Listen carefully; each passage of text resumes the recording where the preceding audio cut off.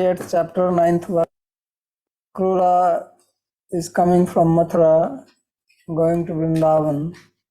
He started early morning. Akrur जी मथुरा से वृंदावन जाएंगे। वे सुबह जल्दी आरंभ किए थे, वे सुबह जल्दी निकले थे He fasted without breaking the fast. He left. और उन्होंने उपवास किया था। उपवास पारण किए बिना ही वे निकल गए थे। Rice, yogurt, तो कुछ पैक किए होंगे साथ में।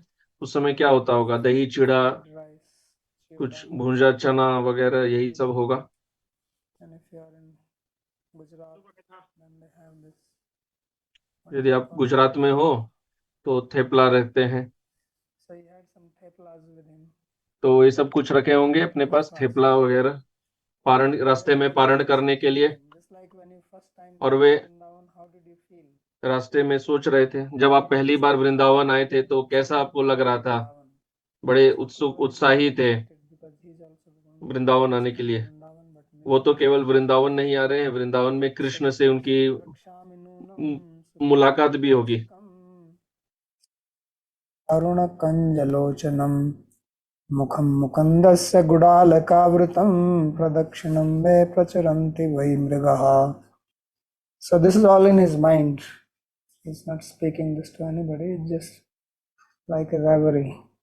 तो ये सब उनके मन में चल रहा है, वो ध्यान कर रहे हैं। जैसे दिन में स्वप्न देखते हैं, दिवा स्वप्न, वैसा। तो कह रहे हैं कि आज अवश्य ही मैं मुकुंद का सुंदर चेहरे का दर्शन करूंगा।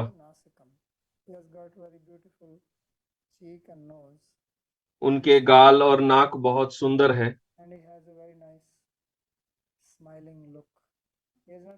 वे बहुत सुंदर मुस्कुराते हुए दिखते हैं।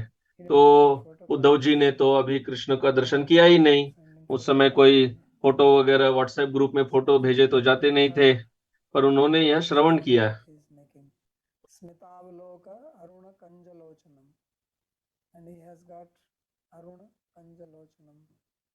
Lotus eyes, Kanja means lotus, which are little reddish. तो जो कोने से थोड़े लाल आंखें, और उनका जो चेहरा है वह घुंघराले बालों से ढका हुआ रहता है। अर्जुन को गुडाकेश कहते हैं। गुडाकेश क्यों कहते हैं? So that is also true. Gudaka, that is one meaning, but one is that he has curly hair. Kesha means hair. तो उनके घुंघराले बाल हैं। केश अर्थात जो बाल, और गुड़ा जो घुंघराले, या गुड़ा अर्थात गुड़ को भी कहते हैं। He has hair which these days called blonde. Because jaggery you have seen is blonde color. तो जो गुड़ का रंग होता है वैसे रंग के केश को भी कहते हैं, तो भूरा जैसा रंग। So Krishna's face is covered with Gudalaka Vratam. Alka means curly hair. Guda is the color. So तो गुड़ा रंग है और अलका है घुंघराले बाल। ऐसा क्यों कह रहे हैं? क्योंकि ये जो हिरण है ये मेरे दाईं तरफ से आके प्रदक्षिणा कर रहे हैं, जो एक मंगल चिन्ह है। वे रथ पर जा रहे हैं और हिरण जो है वो दाईं तरफ से आके प्रदक्षिणा कर रहा है। So it is a good sign if you are going on the street and if you meet cow on your right side. तो ये एक शुभ लक्षण है। यदि आप रास्ते से जा रहे हैं और गाय आपके दाहिने तरफ से आए तो ये अच्छा चिन्ह होता है। लेकिन यदि कोई कुत्ता दाईं तरफ आए तो वह शुभ लक्षण नहीं है।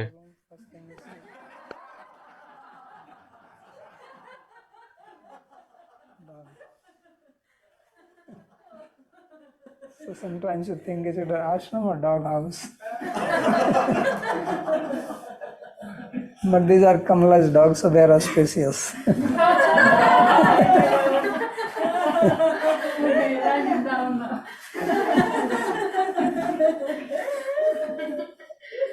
स शुभ शकुनम पश्यन् मनोरथ सिद्धिम निश्चिनोति. So Sri Vishwanath Chakravarti says that he तो saw विश्वनाथ चक्रवर्ती जी कह रहे हैं कि उन्होंने मंगल शुभ चिन्ह देखे, शुभ शकुन. तो अच्छे शकुनों का भी शास्त्र होता है ज्योतिष शास्त्र में, जिसमें शकुन देखकर ही भविष्यवाणी कर सकते हैं, क्योंकि सब कुछ आपस में जुड़ी रहती है.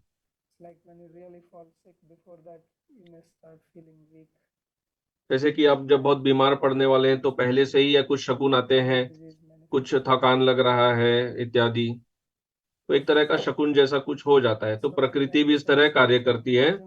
वही कह रहे हैं यहाँ पर. अर्जुन भी यही कह रहे थे कि वे कुछ शकुन देख अपशकुन देख रहे हैं. अर्जुन भी ऐसा कह रहे थे.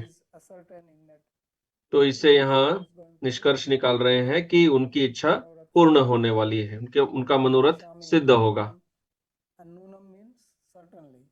नूनम अर्थात अवश्य ही. तो वे इसके बारे में निश्चित हैं. तो कह रहे हैं कि अवश्य ही मैं कृष्ण का दर्शन प्राप्त करूंगा जिनके घुंघराले केश हैं, उनके गालों पर.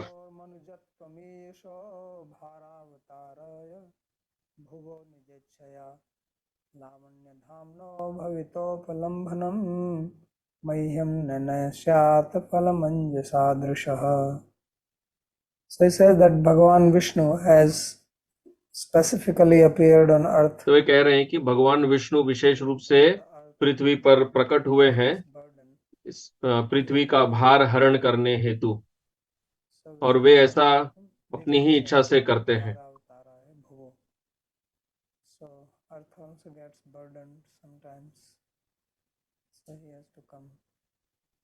तो कहीं पृथ्वी पर भार हो जाता है तो भगवान आते हैं उसका हरण करने हेतु. लोग ऐसे कहते हैं कि पृथ्वी की घूमने की गति कुछ कुछ सेकंड से कम रही है. तो कह रहे हैं 40 करोड़ वर्षों के बाद दिन जो है वह 25 घंटों का हो जाएगा दिवस.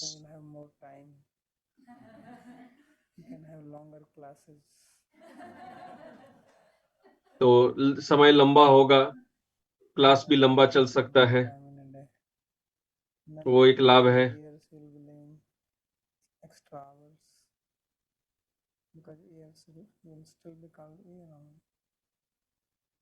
So why the speed is decreasing? Because the burden is increasing, right? If तो you ये run, गति क्यों कम रही है? क्योंकि भार बढ़ रहा है.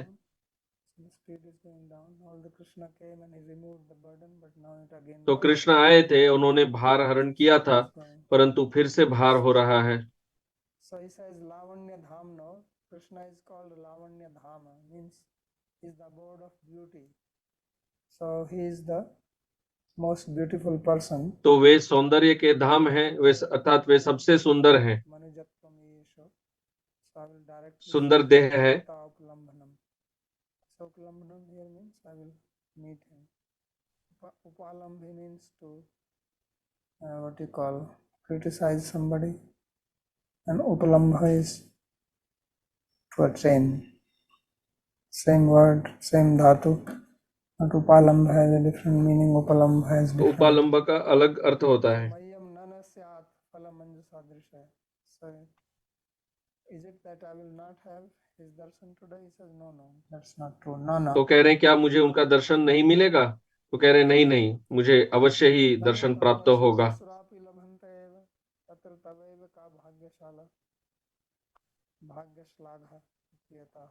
So now the commentator is raising an objection to Akrura. He's saying, why are you being तो जो so... टीकाकार है वे अक्रूर जी के प्रति एक प्रश्न उठा रहे हैं. So you think they're fortunate? So he says, apyadya. So he says, well, they will see, but the way I will see is different. तो कह रहे हैं कि मैं जिस तरह से देखता हूँ वो अलग है. वैवस्वत मनु वंश प्रादुर्भूतत्वम गतवतो विष्णु लावण्य धामना. So he has appeared here in our Manu Vaivasvat Manu is going on now. So he appeared in the dynasty of Vaivasvat Manu. तो वे वैवस्वत मनु के वंश में प्रकट हुए हैं। Abode of beauty. Kim upalambhanam वे सौंदर्य के धाम है। bhavita itu asuranam darshanam matram nat lavanya upalambhati bhava. He says that asuras, they only see the beauty, they only see Krishna.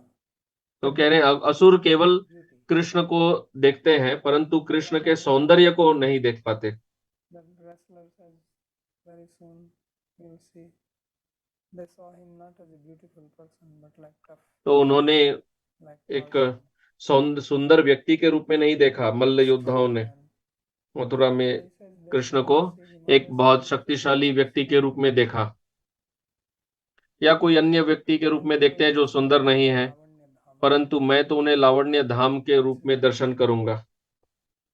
And I will upalambha therefore here means the true experience of Krishna the way he is. The asuras, they actually don't see Krishna, they only see तो असुर कृष्ण को नहीं देख पाते, वे केवल उनका एक mic रूपी कुछ दर्शन कर पाते हैं।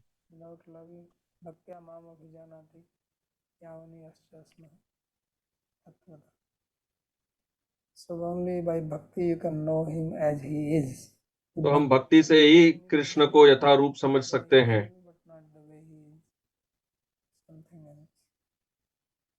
So therefore the word upalambha is making a distinction that Akrura is going to have an experience of Krishna and the asuras. क्योंकि अक्रूर जी को कृष्ण का अनुभव होगा, असुर केवल देख लेते हैं। So my eyes, they will get the result of having kshanavatam phalam idam vadama. तो मेरी आंखों को उनका दर्शन प्राप्त होगा। And it will come. Came, right? 23rd chapter. So gopis are saying that this is actually the fruit of having eyes. तो गोपियां कह रही हैं कि आंखों को प्राप्त करने का यही फल है। No higher benefit of having eyes than to see Krishna. आंखों को आंखें होने की इससे बड़ा और कोई लाभ नहीं है कृष्ण का दर्शन करना जो बांसुरी बजा रहे हैं। तो कह रहे हैं कि मेरी आंखें वे परफेक्ट हो जाएंगी, सफल हो जाएंगी।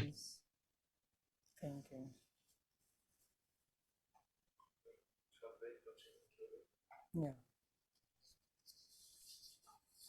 So we are having some problem.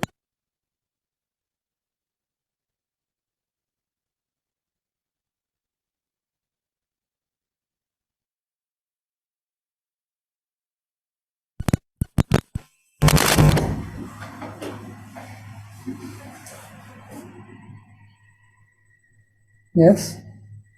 Okay. Oh, yeah. Electricity seems to be fine for it. Okay. So we also can use you better with the glass. So next sloka. Yaiksheta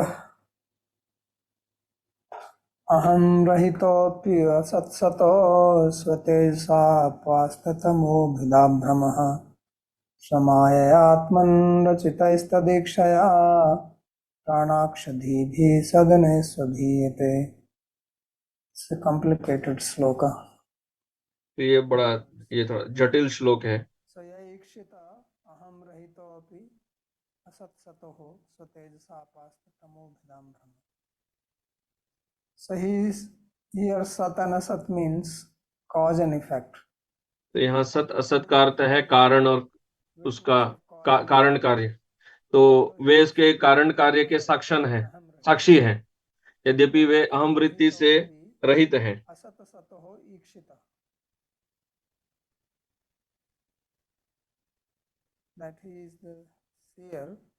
तो वे दृष्टा हैं, कार्य कारण के दृष्टा हैं, क्योंकि सब कुछ होने के पहले पूर्व से ही वे हैं। So sat and asat, sometimes they mean existence, non-existence, sometimes they mean also cause and effect. सत असत कार्य कारण के अर्थ में भी प्रयोग किए जाते हैं। क्योंकि कारण होने से उसका कार्य होता है। But he is aham rahita. Generally, you और don't भगवान see, अहम you don't भाव से have- रहित हैं। Whenever you do anything, you do with your aham only. हम जब कोई कार्य करते हैं अपने अहम से ही करते हैं, अहम ही करता होता It's है, called ahamkara. इसलिए उसे अहंकार कहते हैं, अहम कर्तृत्व। Aham rahita, if aham is not there, how can you और अहम नहीं हो तो साक्षी कैसे होंगे? does not have the वे वे कृष्ण हो सकते हैं क्योंकि उनको कोई भौतिक the अहंकार नहीं है। the sakshi, but he is free from वे दृष्टा है, साक्षी हैं, फिर भी अहंकार से रहित हैं। and swatejasa apasta tamo bhidabhrame, and by his prowess he has वे अपनी शक्ति से tama means उन्होंने ignorance. तम को हटा दिया है। तम Tama also अर्थात means अज्ञान, darkness. तम का अर्थ अहंकार भी होता है। Especially in Nyaya, Mimamsa, न्याय में ये बड़ी चर्चा रहती है, मीमांसा में, कि is it a substance or is it not a substance? अहंकार कोई वस्तु है, अंधकार कोई वस्तु है या नहीं है। तो इस पे दो दृष्टि है। कुछ कहते हैं कि अंधकार को एक वस्तु मानते हैं, Only कुछ जो है वो अंधकार को absence of केवल light. प्रकाश का अभाव मानते हैं, Then darkness is not some कि separate substance. अंधकार कोई अपने आप में कोई वस्तु नहीं है, वह केवल प्रकाश का ही अभाव है। Debate on this. तो इस पर बहुत विवाद चलता है। अब प्रश्न यह है कि श्री वैष्णव संप्रदाय में अंधकार को एक वस्तु के रूप में स्वीकार किया जाता है। तत्व मुक्ता कलाप में यह आता है। उसमें कारण यह देते हैं कि कृष्ण सृष्टि करते हैं, ब्रह्मा जी जब सृष्टि करते हैं तो पहले उन्होंने क्या बनाया? अंधकार ही बनाया। तम, मोह, महामोह, अंध। तो यहाँ अपास्ततम कह रहे हैं कि भगवान अंधकार को दूर करते हैं और उससे जो भ्रम होता है उसको भी।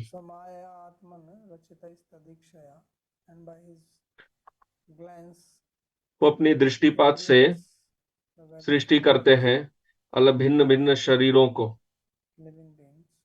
जीवों के भिन्न शरीरों को निर्मित करते हैं।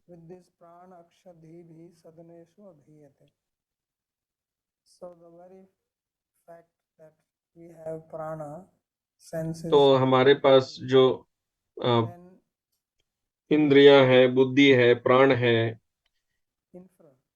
तो हम इससे निष्कर्ष निकाल सकते हैं, भगवान के अस्तित्व को समझ सकते हैं, पर निष्कर्ष निकाल सकते हैं परंतु उनका अनुभव नहीं कर सकते।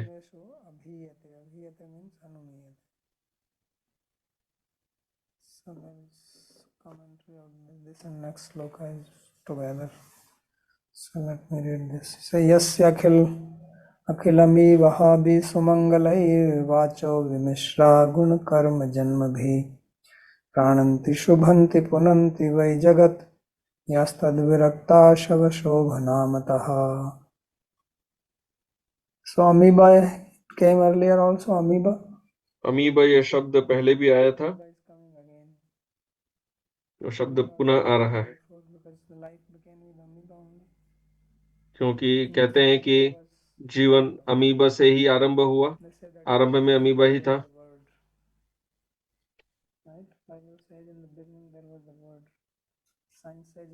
बाइबल कहता है कि पहले शब्द था, विज्ञान कहता है पहले आरंभ में अमीबा था। So Krishna is called Amoeba,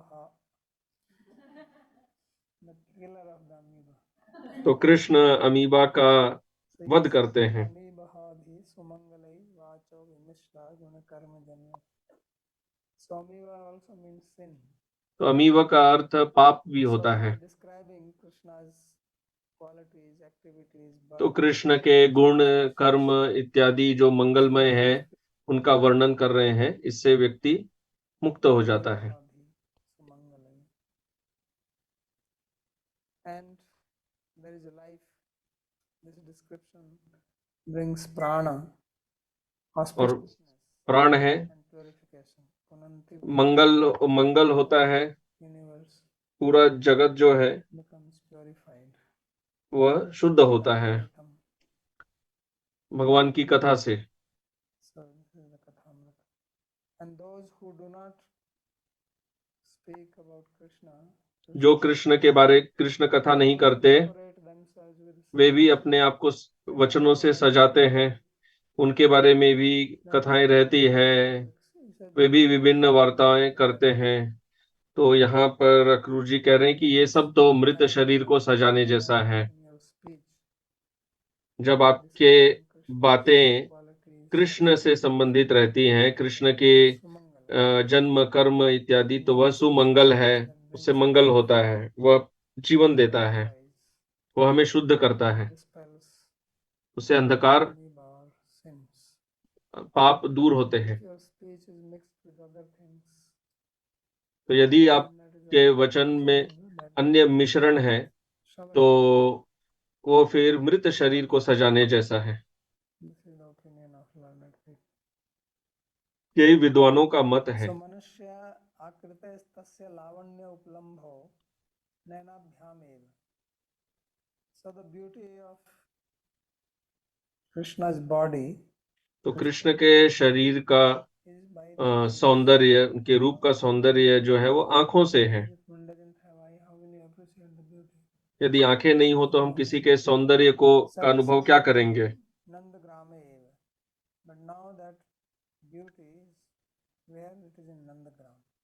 तो वह सौंदर्य अभी नंदगांव में है। अंतर्यामिणः परमेश्वरस्य तस्य तु अनुमाने नैव उपलम्भो। बट अंतर्यामी, परंतु जो अंतर्यामी है परमात्मा, वे भी, वो हमारे भी अंदर हैं। उन्हें तो हम आंखों से देख नहीं सकते, परंतु उनके बारे में निष्कर्ष निकाल सकते हैं।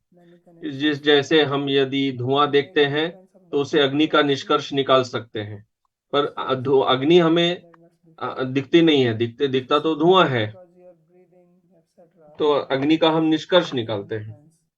तो जैसे हम सांस ले रहे हैं, जीवित हैं, तो उससे निष्कर्ष यह है कि हमारे अंदर परमात्मा का वास है, परंतु हम उन्हें देख नहीं सकते। परंतु कृष्ण के लिए कह रहे हैं कि मैं उन्हें देखूंगा। ये परमात्मा और कृष्ण में भेद है। कृष्ण जो मनुष्य रूप में है,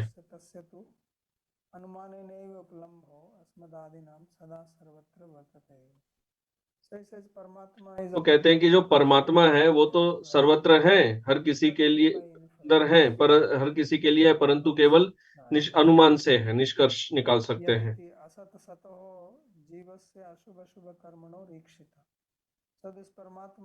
तो ये जो परमात्मा है ये साक्षी है, वे मंगल और अमंगल कार्य जो है जीव के, अच्छे बुरे, उन सब के साक्षी हैं। अहम रहितो अपि अहम पश्यामि इति अहंकारहीनोऽपि इति अपि कारेण जीवो अहंकार सहित एवेक्षिता। परमात्मा तो तदेहंकार परमात्मा तो तदेहंकार रहित एवेक्षिता दृष्टा तदा आसीन सन साक्षी। So परमात्मा is there in the body and the jiva is also there. तो शरीर में परमात्मा भी है, जीव भी है।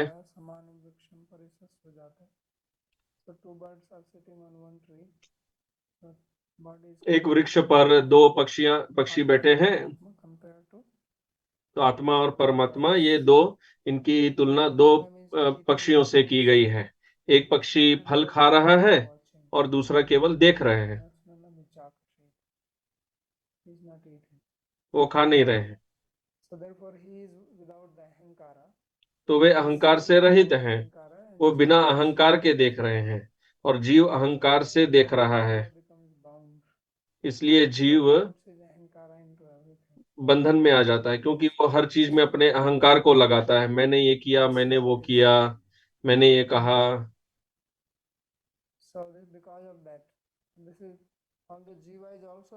अहंकार उसका कारण है। यद्यपि जीव भी देख रहा है, परंतु वह अहंकार के साथ देख रहा है।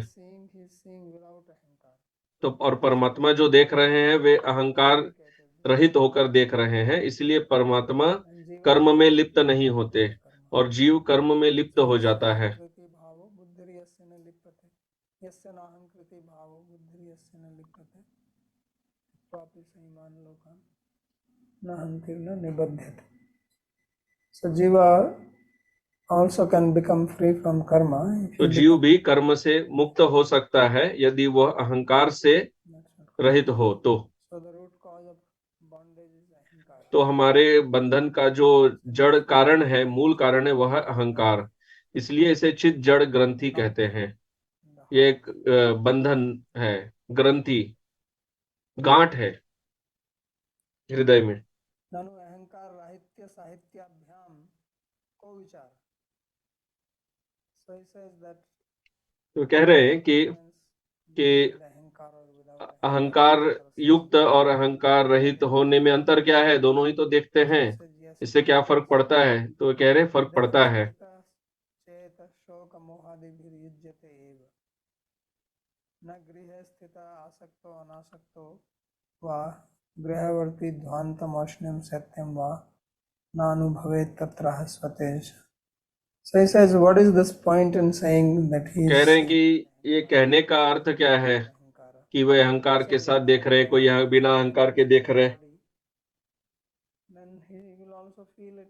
जो कुछ भी शरीर में होता है वो तो अनुभव करेंगे ही कि वह शरीर के अंदर है. परमात्मा यदि शरीर के अंदर है, हम भी शरीर के अंदर है, It is hot, you feel तो यदि गर्मी होती है, हमें अनुभव होता है, तो परमात्मा को अनुभव क्यों नहीं होगा? दोनों ही तो शरीर के अंदर है. there शरीर में गर्मी हो तो उन्हें भी लगनी चाहिए. inside the house.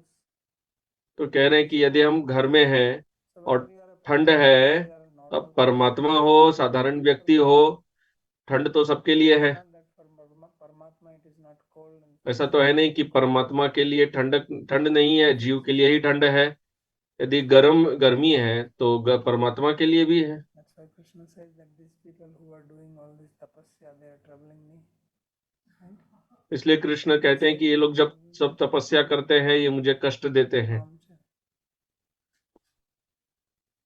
So he says, so what is the difference? Why is saying ahankar no? तो कह रहे हैं कि इससे फिर अंतर क्या होता है, आप क्यों कह रहे हैं अहंकार युक्त या अहंकार रहित? You will also become यदि attached. आप घर में हैं तो आप उससे आसक्त हो जाएंगे थोड़े समय के बाद. Stay in a hotel room for 1 or 2 days, fine. आप होटल के किसी कमरे में 1-2 दिन रहे तो वहां कोई आसक्त नहीं होते. Stay there for 6 months.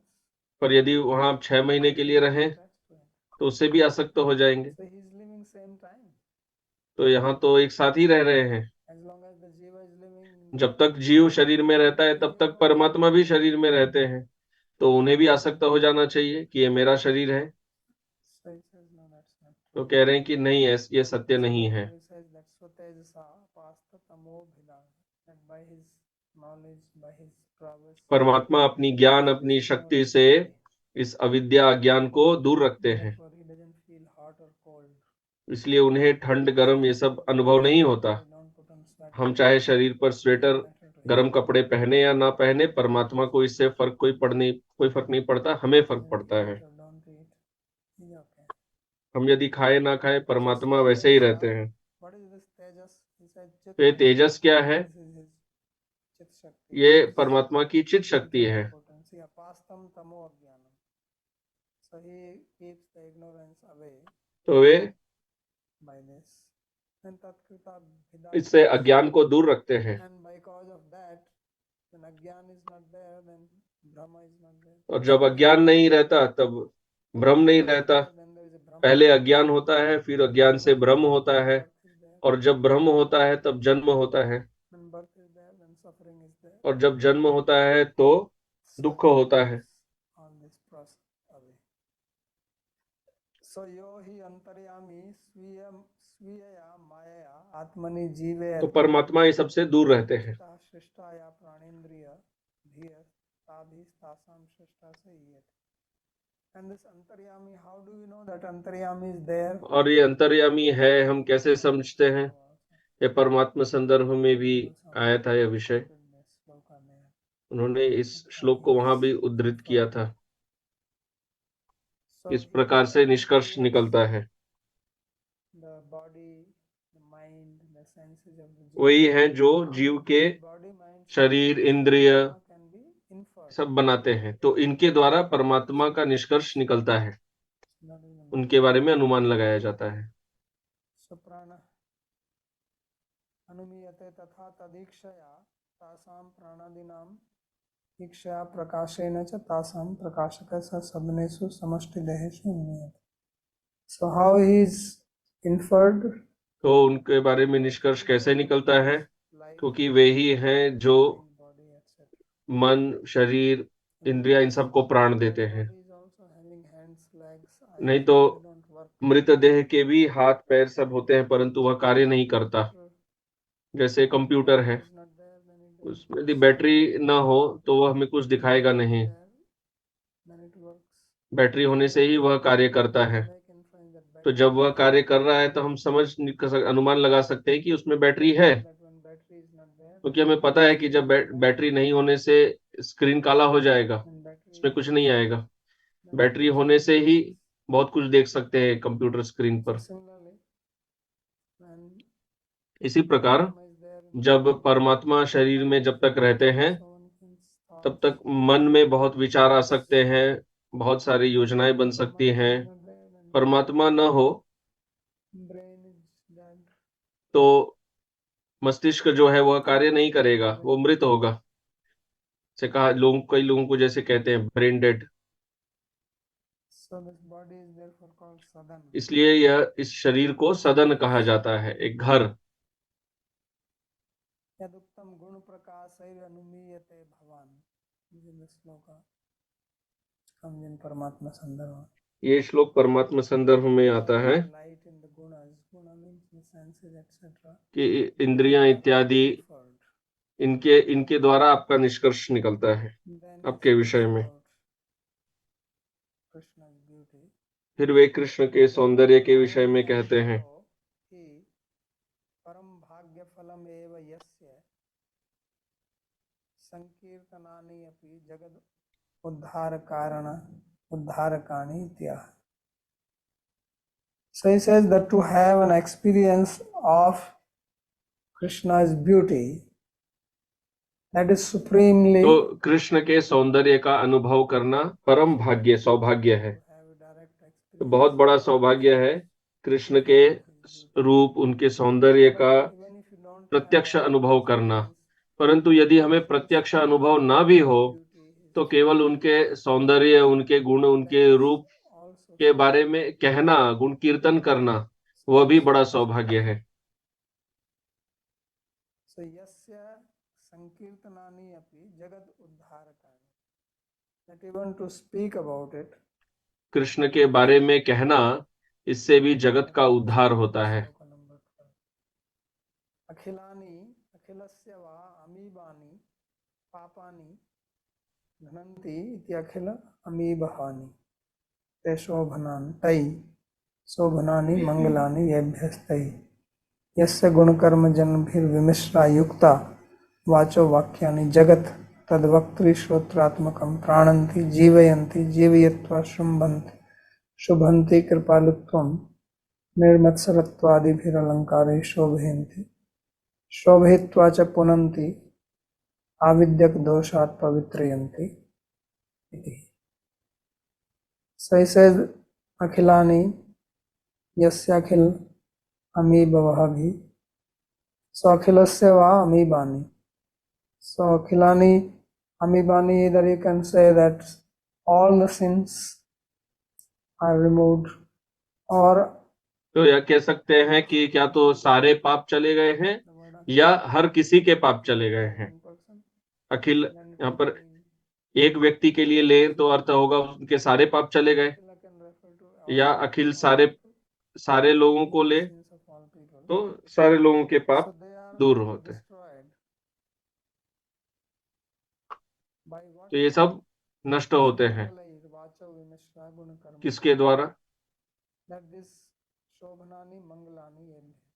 That this auspicious qualities गुण कर्म जन्म भी विमिश्रा युक्ता. तो ये जो मंगल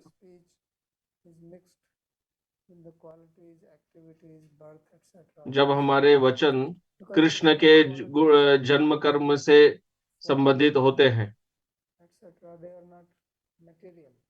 क्योंकि कृष्ण के जन्म कर्म वे दिव्य हैं. कृष्ण कहते हैं कि मेरा जन्म कर्म दिव्य है. So if we describe those, so even that description is not material. तो वह जो वर्णन है वह भी, Speech उनका वर्णन भी material, but we दिव्य है। speak about Krishna, then our speech becomes वचन transcendental. तो भौतिक है, परंतु यदि वे कृष्ण से संबंधित होते हैं तो वो दिव्य होते हैं। And then it is auspicious. Then it removes all the sins. And then what happens? Jagat tadvaktri shotratmakam prananti. So then whether the person who is speaking or one who is hearing it, both of them come to life. Otherwise, तो जो सुन रहे हैं और जो बोल रहे हैं दोनों को ही प्राण आ जाता है। subhanti. So and then they are in life means kripalutvam nirmatsarattvadibhir alankare shobhayanti. So they become ornamented by qualities such as compassion. तो उनमें फिर गुण आ जाते हैं, जैसे करुणा, ईर्ष्या से रहित इत्यादि। Shubhanti. Shubha means beauty. Shobha. So what is the beauty? तो इसमें शोभा क्या है?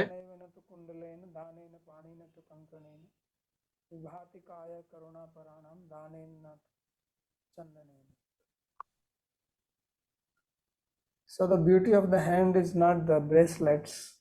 तो हाथ का जो सौंदर्य है वह ये कंकण इत्यादि ये सब में नहीं है, वह है दान। कान का सौंदर्य कुंडल, बड़े सुंदर कुंडल नहीं है, परंतु श्रवण है। So this is how the beauty is being described here. तो इस तरह से सौंदर्य को यहाँ समझाया जा रहा है। He has these qualities. And that is the real beauty. और जिस व्यक्ति में ये गुण है वही वास्तव में सुंदर है। Compassionate. क्योंकि यदि व्यक्ति करुणामय नहीं है, उसमें बाहर से बहुत Would like to be with. सौंदर्य हो सकता है, परंतु ऐसे व्यक्ति के साथ कौन रहना चाहेगा? So therefore he says that these are the real. इसलिए कहते हैं कि ये वास्तविक सौंदर्य है। Such a person becomes purified. So purification means avidya ka doshat तो pavitrayanti. शुद्ध होने का अर्थ क्या है? Avidya is removed, which is the root कि उसका अविद्या दूर हो जाता है, यही जड़ कारण है। अविद्या अस्मिता राग द्वेष अविद्या से सब आते हैं, राग द्वेष इत्यादि पंचक्लेश, because of avidya. सारे क्लेश अविद्या के कारण आते हैं। Wrong action गलत ज्ञान, गलत कार्य, फिर गलत परिणाम, and cycle continues. इस तरह से यह Therefore that चक्र चलता रहता है। minus. तो इससे अविद्या दूर होती है। तैर गुण कर्म जन्म भीर विरक्ता रहिता वाचः गुण अलंकार आदि मत्योपि शव शोभना.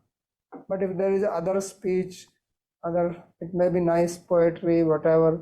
तो अन्य वचन जो हो, बड़े सुंदर हो, काव्यात्मक हो, परंतु यदि उसमें कृष्ण के गुण कर्म का वर्णन नहीं है तो वह एक मृत शरीर को सजाने जैसा है।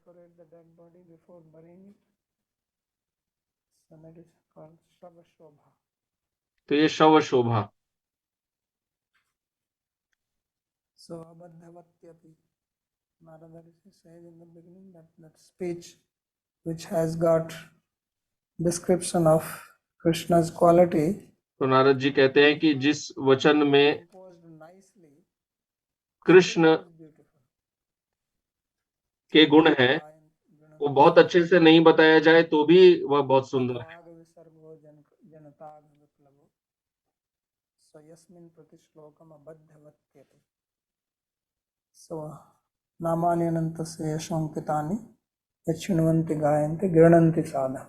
So sadhus take, otherwise it is considered तो as साधु ये करते हैं, नहीं तो वह केवल कौवों के लिए तीर्थ होता है, कौवों के लिए तीर्थ बन जाता है, से वायस तीर्थ कहते हैं।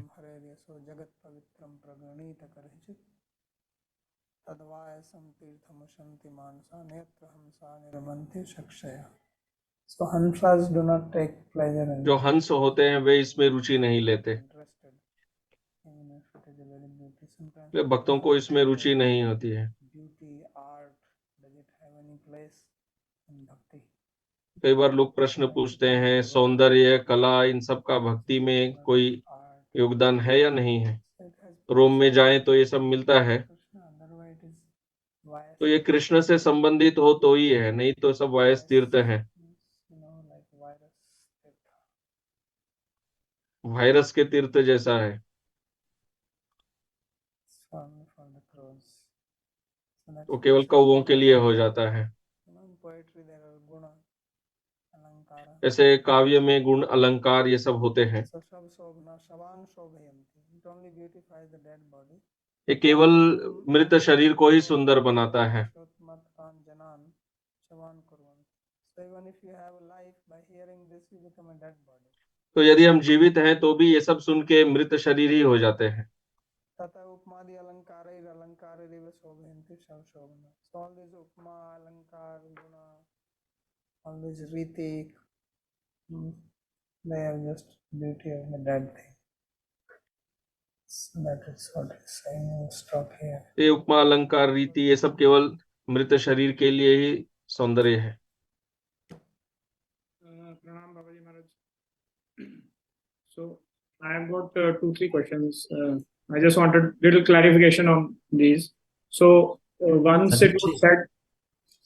Could you please wait one moment? I made a mistake in the configuration. We can't hear you very well.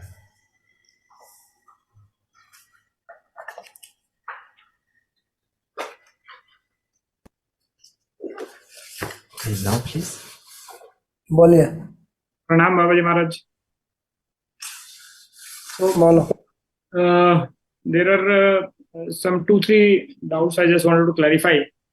So first, when it was said that by his Chit Shakti he destroys the tama, like the darkness, and then that perception can take place. But still, as long as the person is having body, because we did earlier. जब कहा गया, प्रश्न है, कहा गया था जब तक शरीर है तब तक क्या द्वैत अनुभव होता रहेगा या उसके पार जा सकता है?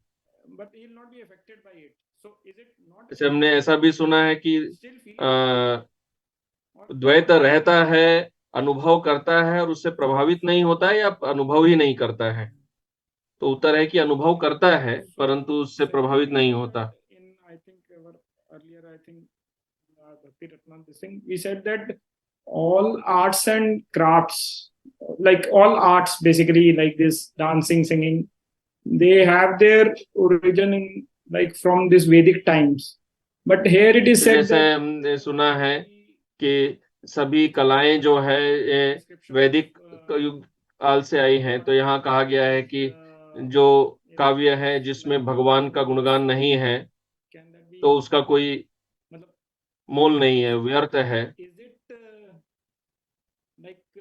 What kind of poetry or art forms we can still, which are not even having any description of him, can we describe any of those in the category of bhakti? तो जिनमें कृष्ण नहीं है, जिन काव्य में, क्या वो भी भक्ति में वर्णन, भक्ति में लाए जा सकते हैं? तो उत्तर है यदि वो भगवान से संबंधित नहीं है तो भक्ति से उसका क्या संबंध होगा?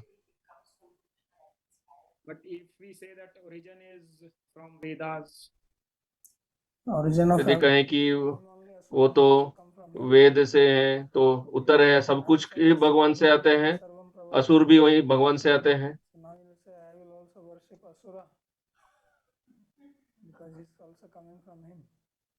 तो ये क्या हम ये कह सकते हैं फिर कि असुर भी भगवान से आए हैं तो असुर की पूजा करेंगे?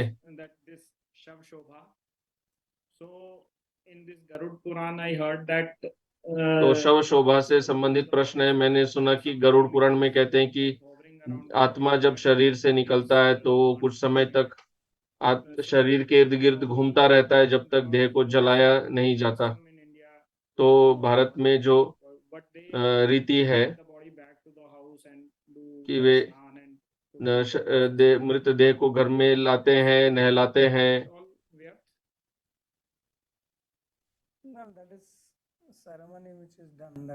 तो वो जो मृत शरीर के लिए किया जाता है वो तो एक संस्कार है, वो तो दाह संस्कार का भाग होता है। आप उसमें कोई आभूषण थोड़ी लगा रहे हैं। उसको साफ करते हैं, क्योंकि उसे अग्नि को अर्पित किया जाता है उस शरीर को, इसलिए उस शरीर को साफ करके अग्नि को किया जाता है। जैसे तो मृतदेह को क्या शुद्ध करेंगे, फिर भी बाह्य दृष्टि से किया जाता है, क्योंकि उसे अग्नि में अर्पित करना है। पर पाश्चात्य देश में उसे पूरे सजाने की पद्धति होती है, भारत में उसे सजाते नहीं है। Yes, you at least put that tulsi patta and all that. So put good dress, etc. That is da sanskar. Yeah. Okay. तो जो तुलसी पत्र वगैरह देते हैं उसे दाह संस्कार कहते हैं। They remove everything from the body internally and then only have the external thing and then they decorate it. Yes. Tanmay, you had a question or? Yes, Babaji, but I think you partially answered it, but maybe I will ask anyway. I was wondering about Hitopadesh. So in मेरा Hitopadesh, प्रश्न हितोपदेश से संबंधित है, जैसे उसमें नीति विद्या है इत्यादि, तो ये सब विद्याएं किस श्रेणी में जाएंगी? तो आपने जो टीकाएं लिखी हैं हितोपदेश में, वो तो भक्ति पर लेकर आती हैं। तो नीति को भी भगवान की विभूति कही गई है गीता के 10वें अध्याय में। तो यदि आप उसका भक्ति में प्रयोग न करें, उसका दुरुपयोग भी कर सकते हैं। हर वस्तु का सदुपयोग दुरुपयोग होता है। Could you please explain this or summarize this Anuman once again about the presence of Paramatma, was it, or was the presence of the Jiva? So I didn't catch that. First presence of Jiva and then from Jiva. तो अनुमान आपने कहा जीव परमात्मा, तो पहले जीव को का अनुमान लगाते हैं, फिर परमात्मा का। जीव स्वतंत्र नहीं है,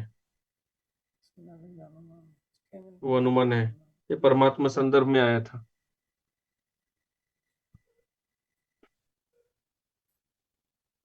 Haribo, you said that you mentioned the shloka in Bhagavad Gita where it says that Krishna is आपने भगवत गीता का श्लोक कहा कि कृष्ण जो ऋषि तपस्या करते हैं उससे कृष्ण को कष्ट होता है। फिर आपने ये भी कहा कि परमात्मा को कष्ट नहीं होता किसी चीज से। तो ये कहने का तरीका है, कृष्ण ये कहना चाहते हैं कि ये मत करो, ये सब इतना घोर कष्ट शरीर को मत दो। ये कहने का तरीका है, इसका कोई ये व्यर्थ है।